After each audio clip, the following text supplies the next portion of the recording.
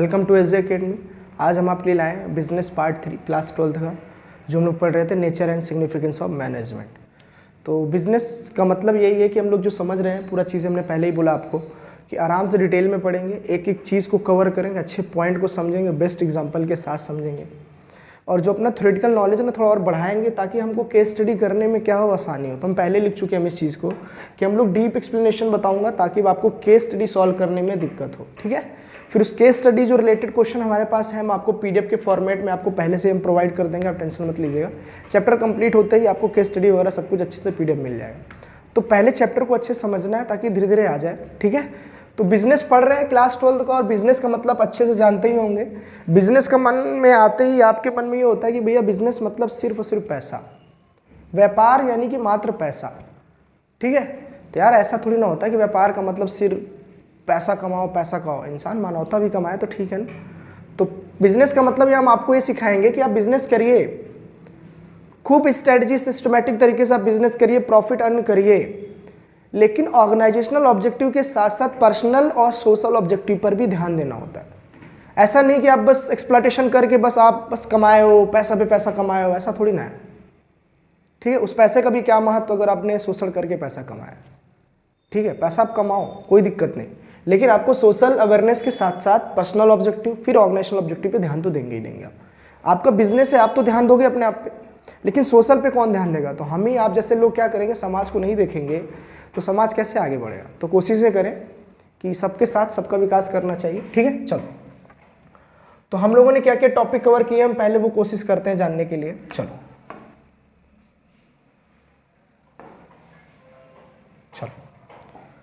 तो सबसे पहला जो हमारा टॉपिक था हमने कवर जो कर लिए हम लोगों ने, मीनिंग ऑफ मैनेजमेंट कर चुके हैं, इफेक्टिव एंड एफिशिएंट कर दिए, कैरेक्टर कर चुके हैं, ऑब्जेक्टिव कर दिए, इंपॉर्टेंट कर दिए हैं। आज को जो हमारा टॉपिक होगा वो होगा management as an art, management as science, management as profession. कहने का मतलब हमारा यहाँ जो मैनेजमेंट होगा ना वो केवल साइंस पर, प्रोफेशन पर नहीं, आर्ट पर भी बेस होता है। अब ये तीनों को कैसे समझना मैं आपको समझाऊंगा एक एक करके, ठीक है। तो आप बैठोगे, आप में से भी कुछ होंगे आसपास लोगों को देखे होंगे मैनेज करते हुए, बहुत पढ़ा लिखा व्यक्ति नहीं है लेकिन काम को इतने अच्छे से कर जाता है, इतने बढ़िया तरीके से कर लेता है, लगता है यार ये बंदा पढ़ा लिखा होता तो कितना कर जाता। तो वही हम लोग आर्ट वगैरह में पढ़ेंगे। कभी कभी इंसान का एक्सपीरियंस, अनुभव ज़िंदगी में काम करता है और वो मैनेज इतना बढ़िया से कर जाता है कि हमें किसी और की ज़रूरत नहीं होती। अक्सर घर में आपने देखा होगा माता पिता रहते हैं जो बहुत ज़्यादा सिस्टमेटिक नॉलेज उनके पास नहीं होता कि बहुत ज़्यादा अब्रॉड पढ़ के आए हैं या बहुत ज़्यादा एजुकेशन, हायर एजुकेशन लेकर आए, ऐसा नहीं है ना। लेकिन आपने देखो लाइफ को इतना बढ़िया मैनेजमेंट करके चलते हैं तो लगता है यार बताओ पढ़े लिखे व्यक्ति भी इस चीज़ को मैनेज नहीं कर पा रहे हैं, जो नहीं पढ़े लिखे हैं वो कितना बढ़िया मैनेज कर जा रहे हैं। तो अनुभव भी कुछ होता है ज़िंदगी में, एक्सपीरियंस भी होता है, एक्सपीरियंस के बेस पर इंसान बहुत अच्छे अच्छे काम कर जाता है, ठीक है। बस एक्सपीरियंस क्या होना चाहिए, वो अच्छा होना चाहिए। अनुभव अगर आपने जीवन में अच्छे सीखे हैं तो तरक्की के रास्ते खुल जाते हैं अपने आप, ठीक है।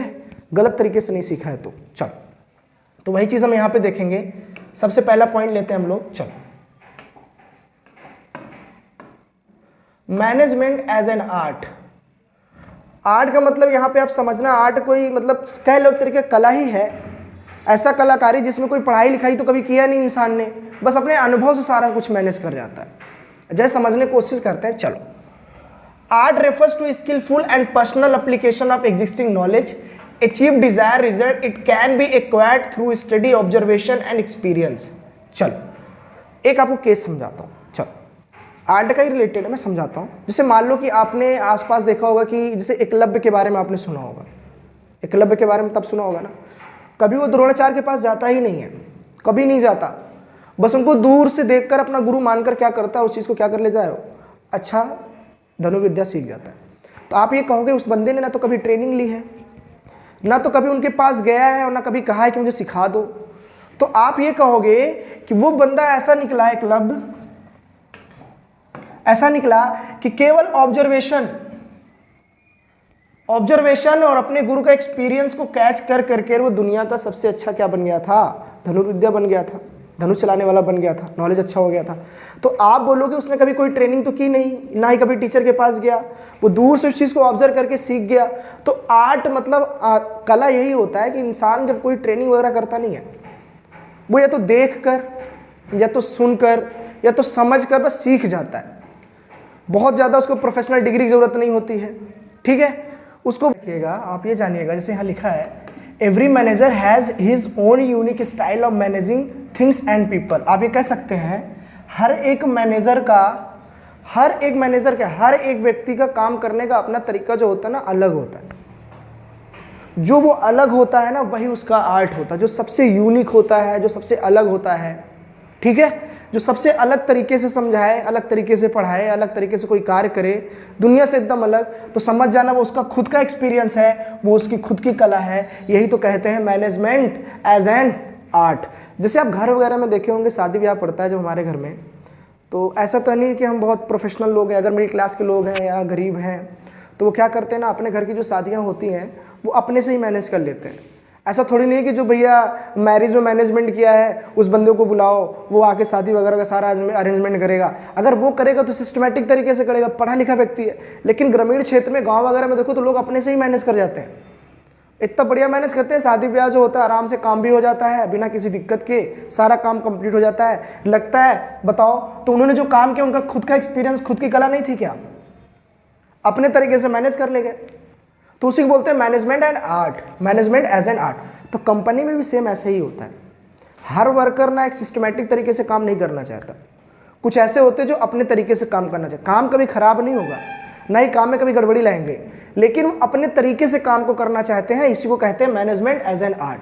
जैसे मेरा अपना खुद का तरीका है, मैं बहुत बेसिक एग्जांपल सिस्टमेटिक तरीके से नहीं लेता, मैं आपको समझाने के लिए कुछ भी तरीके से बताता हूँ। तो आप ये कह सकते हैं सर जो मैनेजमेंट एज एन आर्ट तरीके से पढ़ा रहे हैं, बस हमें समझाने की कोशिश कर रहे हैं, वो किसी तरीके से समझ जाओ, उनका खुद का ओन स्टाइल है, ठीक है। तो आप आराम से बोल सकते हो मैनेजमेंट आर्ट में क्या होता है ना, बंदे के खुद का पर्सनल एप्लीकेशन, खुद का नॉलेज लगता है। बहुत ज्यादा पढ़ाई लिखाई करके नहीं आना होता, खुद का एक्सपीरियंस, खुद का अनुभव, खुद का नॉलेज, खुद का ज्ञान अगर लगा देंगे आप, उसी को कहेंगे मैनेजमेंट एज एन आर्ट, ठीक है। तो वही चीज बोला कि हर एक मैनेजर, कंपनी के हर एक मैनेजर का जो काम करने का तरीका होता है वो थोड़ा सा यूनिक होता है। मैनेजर का काम करने का तरीका क्या होता है? यूनिक होता है। और यही चीज मैनेजर को क्या करती है? सबसे अलग बनाती है। यही मैनेजर क्या करती है? सबसे अलग बनाती है, ठीक है। चलो, तो इसमें हम कुछ जानेंगे कि मैनेजमेंट एज एन आर्ट में इसके फीचर्स क्या होते हैं, उसको समझना क्या है। जैसे सबसे पहले आप समझेंगे, यहाँ पे समझने को शुरू। पहला point, existence of theoretical knowledge, मतलब आपको थ्योरेटिकल नॉलेज होना चाहिए, प्रैक्टिकली नहीं, बस आप हाँ कहीं देखे हो, कहीं से समझा हो। जैसे मम्मी पापा जिंदगी भर कोई ना कोई काम करते हैं, उनको देखकर हम बड़े होते हैं, ऑब्जर्व करते हैं, ठीक है। उनके एक्सपीरियंस को तो अपने लाइफ में हम लेते हैं, तो उनके अनुभव को अपने लाइफ में इन्वॉल्व करते हैं, ठीक है। कुछ मॉडिफाई करते हैं और अपना एक्सपीरियंस बनाते हैं, उसको फिर अपनी जगह लगाते हैं। तो आप कह सकते हो ना कि हम ऑब्जर्व किए हैं, ये हमारा एक्सपीरियंस है, पिताजी को करते हुए हमने देखा है, तो हमारा अनुभव कहता है, हमारा उनका दोनों का अनुभव कहता है ये काम ऐसे करोगे तो हो जाएगा। उसमें थोड़ी सी क्रिएटिविटी कर दी, अपना कलाकारी कर दिया, वो हमारा आर्ट हो गया, वो हमारा मैनेजमेंट हो गया, ठीक है ना। तो एक चीज़ याद रखिएगा ज़रूर कि ज़िंदगी में दूसरे का अनुभव आपके जीवन में काम आए ज़रूरी नहीं है, बिल्कुल नहीं है। उस अनुभव से केवल आप मदद ले सकते हैं, क्योंकि उनका एक्सपीरियंस जो था वो उनकी प्रॉब्लम के हिसाब से था। समय बदलता है, युग बदल जाता है, रीति रिवाज बदल जाते हैं, सब कुछ बदल जाता है। तो जाहिर बात है जो एक्सपीरियंस उन्होंने वहाँ पे अनुभव किया था वो यहाँ पे तो नहीं इम्प्लीमेंट होने वाला है, क्योंकि आपका समय अलग है, आपके विचार अलग हैं। उनका अनुभव उस प्रॉब्लम में काम आएगा, लेकिन वो प्रॉब्लम सेम उसी सिचुएशन में आ जाए ज़रूरी तो नहीं है, ठीक है। तो पिताजी का अनुभव जीवन में काम आए ज़रूरी नहीं है, बस हाँ उससे आप मदद ले सकते हो, उस अनुभव से आप मदद ले सकते हो, ठीक है। प्रॉब्लम के हिसाब से एक्सपीरियंस बनता है, ठीक है। चलो, तो समझने की कोशिश करिएगा यहाँ पर। चलो, एग्जिस्टिंग और थ्योरेटिकल नॉलेज का मतलब ये हुआ कि बंदे के पास जो है थ्योरेटिकल नॉलेज होना चाहिए, बहुत पढ़ा लिखा नहीं, बस एक थ्योरेटिकल नॉलेज और खुद की कलाकारी होनी चाहिए, जिससे वो काम को अच्छे से कर जाए, वही होता है management as art. Personalize application मतलब खुद का ज्ञान होना चाहिए, वो बंदा खुद से कोई चीज़ सीखा हो, समझा हो, वही चीज़ इंप्लीमेंट करना चाह रहे हो, तो पर्सनलाइज एप्लीकेशन हो जाएगा, ठीक है। Based on practice and creativity. अब ये प्रैक्टिस एंड क्रिएटिविटी क्यों बोल रहे हैं यहाँ पर, आप समझो यहाँ पर।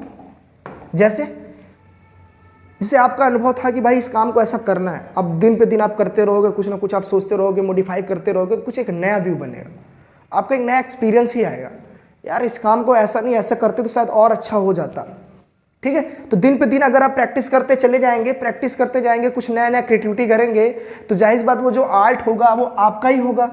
और आपकी कलाकारी में केवल आप ही कर सकते हो, कोई और नहीं कर सकता। कोई और करना चाहेगा तो वहाँ क्या हो जाएगा, फेल हो जाएगा। ठीक है, अगर साइंस की बात करता मैं, तो न्यूटन ने जिस तरीके से प्रूव कर दिया था ग्रेविटी को, वैसे तो अब भाई उन्होंने कर दिया तो आपको फॉर्मूले वगैरह पता चल गया, Newton first law, second law, third law, तो आप उस चीज़ को फॉलो करते हैं, आप कभी गलत ही नहीं होते, क्योंकि वो एक साइंस है। आपने उसे पूरी दुनिया फॉलो करती है, लेकिन आपकी कलाकारी को कौन फॉलो करेगा, कोई नहीं। तो आप अपने आर्ट को अपने तरीके से करना चाहोगे, आप अपने काम को मैनेज अपने तरीके से करना चाहते हो। ठीक है भैया, कोई पानी वगैरह पीता है गिलास वगैरह तो आराम से रख देता है, आपका स्टाइल आप फेंक के रख दे तो रख जाता है। अब हर कोई थोड़ा ना उस चीज़ को कर पाएगा। ठीक है, तो आपकी कलाकारी आपसे ही होगा, किसी और से नहीं होगा। और जितना दिन पे दिन आप करते चले जाएंगे, उसी चीज़ पर आप क्या होते जाएंगे, प्रोफेशनल बनते चले जाएंगे।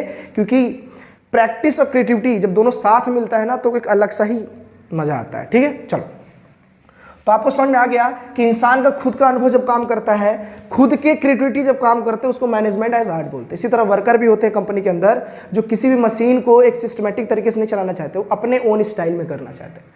कोई भी काम को करना चाहते हैं तो एक सिस्टमेटिक तरीके से नहीं करना चाहते, वो कहते हैं कि हम यार इस काम को हम अच्छा कर देंगे, आप छोड़ दो, कैसे करते हैं हमारी जिम्मेदारी।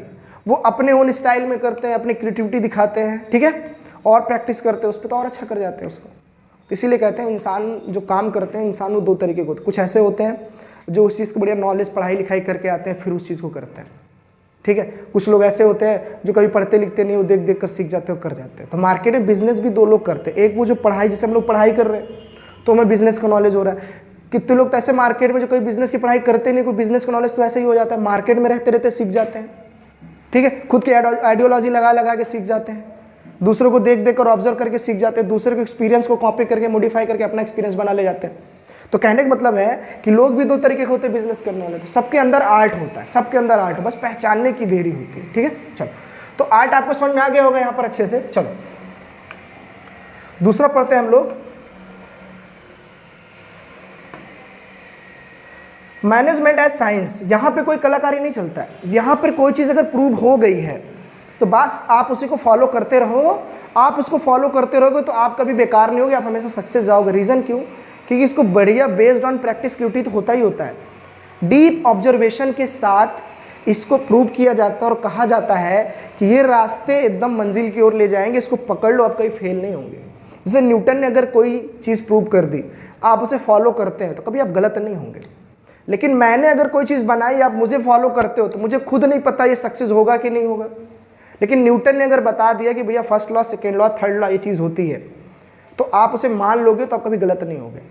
लेकिन अगर मैं अपना एक्सपीरियंस, पर्टिकुलर मेरा एक्सपीरियंस अगर आप अपने जीवन में लगाओगे तो ज़रूरी नहीं कि आप सक्सेस हो। मैंने बोला ना कि दूसरे का एक्सपीरियंस आपके जीवन में काम आए, ज़रूरी नहीं, बस आप अनुभव ले सकते हैं कि वो समय कुछ और था, ये समय कुछ और है, तो वो प्रॉब्लम कुछ और थी, ये प्रॉब्लम कुछ और है। तो जाहिर बात समस्याएं अगर अलग है तो जाहिर बात एक्सपीरियंस भी थोड़ा सा अलग होना चाहिए। ठीक है, और उस पर लगने वाला वर्क भी क्या होना चाहिए, अलग होना चाहिए। तो वही चीज़ मैं यहाँ समझाना चाह रहा हूँ। साइंस क्या होता है ना कि इसमें बहुत ज़्यादा सोचना नहीं होता, ना कलाकारी करना होता है, एक सिस्टमैटिक तरीका होता है, बस आप उसको फॉलो करते रहो, कोई बेकार नहीं होगी। लेकिन आर्ट पे क्या था, वो खुद की कलाकारी होती थी वहाँ पर, तो उस चीज़ को हम फॉलो कर ले, वही बुरी बात है, दूसरा कोई तो करेगा नहीं हमारा फॉलो। और ज़रूरी भी नहीं है कि जो चीज़ आर्ट और आप कर रहे हो, एक्सपेरिमेंट जो कर रहे हो, नया नया क्रिएटिविटी दिखा रहे हो, वो सक्सेस हो, ये ज़रूरी भी नहीं है। लेकिन साइंस का बनाया गया एक एक थॉट हमेशा क्या होता है, प्रूव होता है, सही होता है। ऐसा क्यों, मैं आपको बताता हूँ, सुनिए। Science is a systematic body of knowledge that is based on general truth which can be tested anywhere anytime। मतलब इस चीज़ को क्या किया जाता है, आप समझो ना भैया। अगर न्यूटन था तो उसने हर चीज़ प्रूव किया होगा, ठीक है। दुनिया ने ऐसे थोड़ा ना उसको एक्सेप्ट कर लिया होगा, ठीक है। तो न्यूटन के जितने भी लॉ थे उसको तो हर कोई एक्सेप्ट करता है, यूनिवर्सल है उसका। लेकिन हमारा जो अपना खुद का एक्सपीरियंस था वो यूनिवर्सल थोड़ी ना है, वो तो केवल हमारे जीवन तक ही वाकिफ है, उससे ज़्यादा नहीं जाएगा वो, ठीक है। तो आपका अनुभव केवल आप तक रखिए, ठीक है, उससे ज़्यादा कहीं और मत फैलाइए। चलो देखो, तो ये बेस्ड ऑन जनरल ट्रूथ, मतलब ये एक सच्ची घटना पर आधारित होता है, ये कभी झूठ का नहीं होता है, इसे पूरी दुनिया मानती है। कैन बी टेस्टेड एनीवेयर, और इसको बढ़िया सा क्या किया जाता है, एक्सपेरिमेंट के साथ। भैया एक्सपेरिमेंट किया जाता है और कहा जाता है क्या ये जो हम लोगों ने जो सिचुएशन बनाई है, जो भी प्रूव किया है, क्या ये इस सिचुएशन में ऐसा फुलफिल होगा। तो एक्सपेरिमेंट किया जाता है, कई बार किया जाता है, जब वो सक्सेस हो जाता है तब पूरी दुनिया को पता चलता है कि हाँ यार इस चीज़ को फॉलो करते हैं तो कभी हम गलत नहीं होंगे। क्या होंगे कि साइंस जो होता है वो क्या होता है, एक एक्सपेरिमेंट बेस पर होता है, जो डीप ऑब्जर्वेशन या डीप एक्सपेरिमेंट करने के बाद हम किसी चीज़ को प्रूव करते हैं तो वो एक साइंस कहलाता है। ठीक है, तो साइंस के अंतर्गत आता है। तो आप बोलोगे कि साइंस में बात क्यों लिखी है सिस्टमैटिक बॉडी ऑफ नॉलेज, तो मैंने कहा एक बात बताओ, साइंस ना हर कोई नहीं समझ सकता, जो उसके बारे में स्टडी किया है या उसने कभी उसके बारे में जानने की कोशिश की तभी तो साइंस समझ पाएगा। तो वही चीज़ आपको यहाँ पे ये कहना है हमें कि सिस्टमैटिक बॉडी ऑफ नॉलेज का मतलब क्या है कि साइंस को हर कोई नहीं फॉलो कर सकता। जिसने अच्छे से हायर एजुकेशन ली है या उस चीज़ को पढ़ता रहता है तब वो जान पाएगा। तो वही चीज़ साइंस अगर आप फॉलो करना चाहते हैं, जैसे मान लो कोई काम हम करते हैं कंपनी के अंदर, तो कंपनी में जो काम करने के वर्कर होते हैं वो दो तरीके होते हैं, एक जो वेल एजुकेटेड होते हैं, एक जो एम्प्लॉयमेंट के थ्रू से पहुंच जाते हैं। ठीक है, जो वेल एजुकेटेड होते हैं उनका काम करने का जो तरीका होगा सिस्टमैटिक बॉडी ऑफ नॉलेज होगा, सिस्टमैटिक प्रोसीजर से फॉलो करते हुए उस काम को वो करते हैं। लेकिन जो एम्प्लॉयमेंट ऐसे ही हो गए हैं, ठीक है, फैक्ट्री गेट सिस्टम से, ठीक है, या कलीग की मदद से हो गए हैं किसी तरीके से, तो उनका खुद का अपना आर्ट काम आता है, अनुभव काम आता है। ठीक है, या तो उनको आप ट्रेनिंग दिला के उस चीज़ को एक सिस्टमैटिक तरीके से काम करने का तरीका सिखाइए। ठीक है, फिर भी वर्कर कुछ लोग ऐसे होते हैं जो सिस्टमैटिक तरीके से करना चाहते हैं और कुछ लोग कहते हैं यार हम इस काम को अपने तरीके से कर सकते हैं और अच्छे से कर जाते हैं और कर भी जाते हैं काम उस चीज़ को अच्छे से। तो उनकी वहाँ पे कला, इनका एक्सपीरियंस वो काम कर जाता है। और एक्सपीरियंस भी कब आता है, बार बार उस चीज़ को करते रहो तो धीरे धीरे करके अनुभव बढ़ता रहता है और फिर यही धीरे धीरे करके एक दिन प्रोफेशनल कहला जाते हैं। ठीक है, तो उन्हें दुनिया फिर फॉलो करती है। तो भाई सिस्टमैटिक बॉडी ऑफ नॉलेज मतलब यहाँ वही चीज़ मैं समझाना चाह रहा हूँ कि सिस्टमैटिक बॉडी ऑफ नॉलेज का मतलब यही हुआ कि यहाँ पे हर कोई साइंस को नहीं फॉलो कर सकता। इसको समझने के लिए एक पर्टिकुलर बॉडी ऑफ नॉलेज होनी चाहिए। ठीक है, उसको जो फॉलो करता है वो आगे तक जाता है।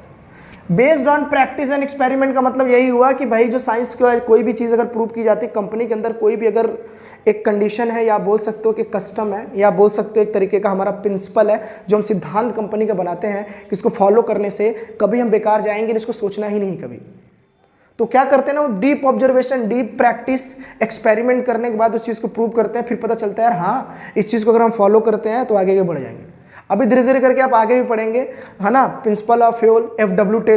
टेलर जो होते हैं साइंटिफिक टेक्निक बताते हैं। फ्यूल जो होता है वो आर्ट पर बेस होता है, अपने खुद के एक्सपीरियंस से बताता है कि कंपनी में ये 14 जो लॉ है इसको आप फॉलो कर लेंगे, आप कहीं बेकार ही नहीं जाएंगे या आप कंपनी कहीं बेकार नहीं जाएगी। वही चीज़ यूनिवर्सल वैलिडिटी का मतलब यही हो गया कि एक बार अगर वो चीज़ प्रूव कर दी गई है तो वो जाहिर सी बात है सारे कंडीशन को सेटिस्फाई कर रही होगी।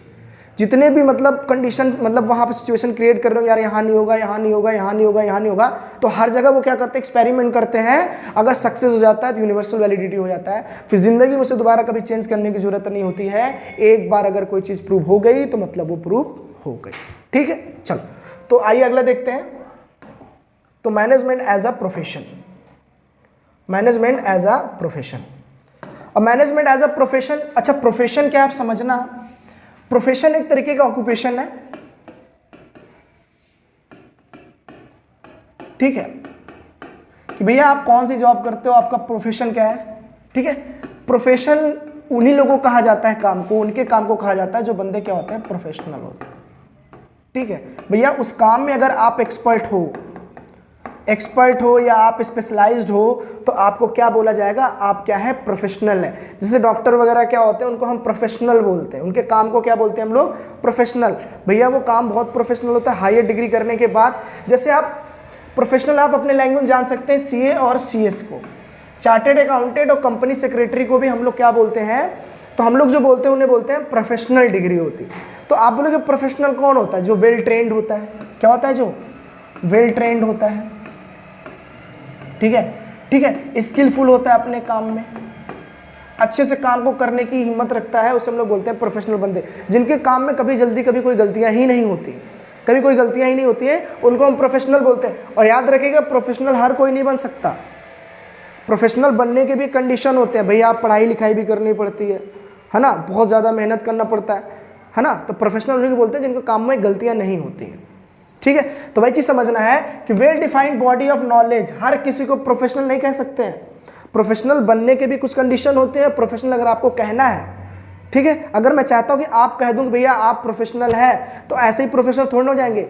उस काम को आप इतनी बार किए हो कि उस काम में कभी कोई गलतियां ही ना आई हो, ठीक है। फिर हर कोई इसे आप अडॉप्ट करेगा, हाँ यार ये प्रोफेशनल बंदा है, एक्सपर्ट है, एक स्पेशलाइज्ड है, काम को बहुत बढ़िया करता है, बिना किसी गलतियों करता है, ये बंदा प्रोफेशनल है, ये बंदा क्या है, प्रोफेशनल है। तो आप कह सकते हैं हर कोई इसमें नहीं जा सकता, इसलिए क्या है, रिस्ट्रिक्टेड एंट्री है। ये क्या है, रिस्ट्रिक्टेड एंट्री, हर कोई इसमें नहीं इन्वॉल्व हो सकता, हर कोई सीए या सीएस नहीं बन सकता है, हर कोई सीए या सीएस नहीं बन सकता है, ठीक है। तो आसपास थोड़ा सा काम लगा इसलिए आवाज़ें ज़्यादा हो रही हैं, थोड़ा सा कोऑपरेट करेंगे तो हमारे लिए भी अच्छा होगा, आपके लिए अच्छा होगा। मेहनत कर रहे हैं, आपके लिए कर रहे हैं, ठीक है। डिस्टर्बेंस हम समझ सकते हैं। चलो, तो इथिकल कोड ऑफ कंडक्ट का मतलब क्या आप समझिएगा यहाँ। तो इथिकल कोड ऑफ कंडक्ट का मतलब क्या होता है, चलो, कोड ऑफ कंडक्ट का मतलब होता है कि rule and regulation, rule and regulation. चलो, रूल एंड रेगुलेशन, कंपनी के खुद के अपने कुछ रूल होते हैं, रेगुलेशंस होते हैं, ठीक है, नियम कानून होते हैं, जिसे आप बोलो तो इथिकल मतलब क्या होता है, एक तरीके का ट्रूथ, मान के चलना आप ट्रूथ, ठीक है। चलो, इथिकल मतलब क्या होता है भैया, ऐसा आपने सुना होगा इथिकल हैकिंग और अनइथिकल हैकिंग। इथिकल हैकिंग जो होते हैं उसको बोलते हैं कि जो सही तरीके से अपने काम को करते हैं, जो कभी किसी को परेशान नहीं करते। तो इथिकल क्या होगा, तो आप बोलोगे जो बंदा प्रोफेशनल होगा,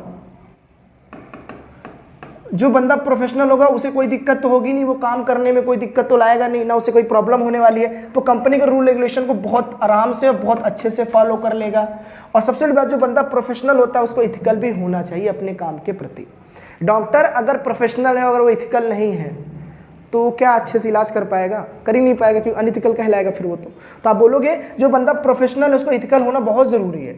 और याद रखिए जो प्रोफेशनल होते हैं वो इथिकल होते हैं, वो नियम कानून को बहुत अच्छे से मानते हैं, क्योंकि प्रोफेशनल बंदा जो होता है वो किस पर होता है, तो आप बोलोगे प्रोफेशन, उसकी नौकरी है, वो बहुत अच्छे से काम से करता है, इसका मतलब ये है कोड ऑफ कंडक्ट को बहुत अच्छे से फॉलो करता है।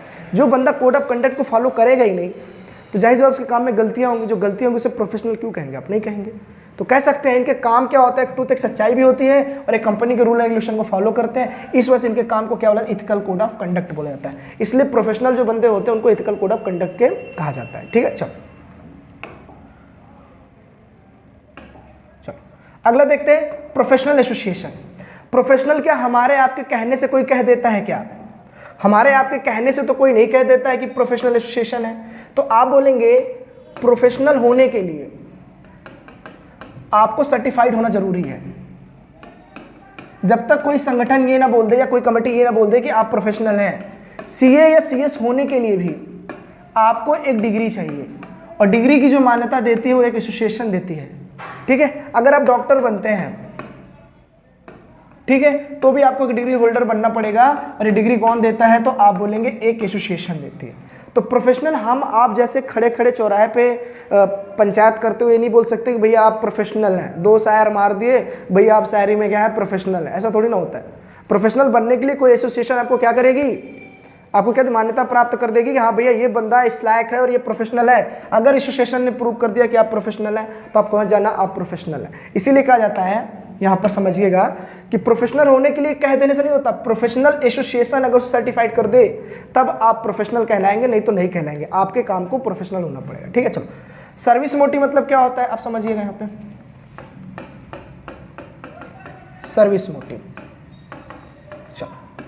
सर्विस मोटिव मतलब जो बंदा प्रोफेशनल होता है, जाहिर सी बात है पर्सनल ऑब्जेक्टिव के साथ साथ,